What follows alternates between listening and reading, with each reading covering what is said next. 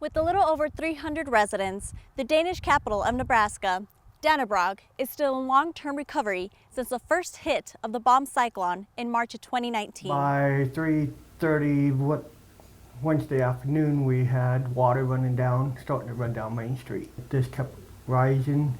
At that point, we started doing emergency evacuation of anyone that wanted to evacuate the town. Mandated the older people get out, and we moved them to shelters. 90% of the village's residents were forced to leave. Most fled to nearby towns. We had a place that we could actually communicate from and receive donations, and the donations started pouring in. I mean, it was unbelievable how many trucks of donations came. And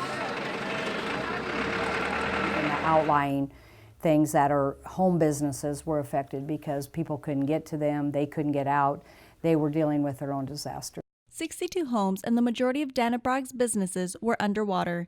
Today, all but one of those businesses have reopened for customers. It all went really fast. I just looked around at everything and it was kind of, didn't know what to think. Numerous volunteers from surrounding towns and states came to help this Danish community recover. People drove here, had never even been to Dannebrog. They just came to help. Weeks after the flood, most businesses were open and running again. The town needs this restaurant. You know, not opening back up was not an option.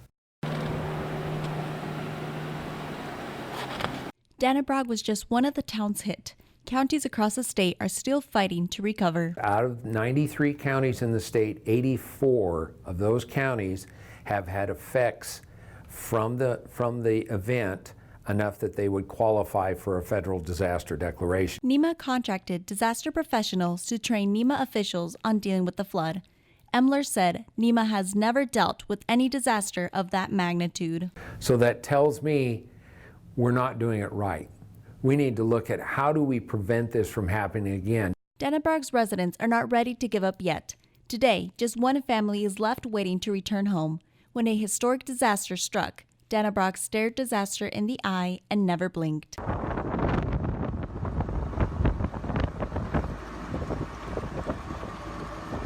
Recovery takes time. It's a long-term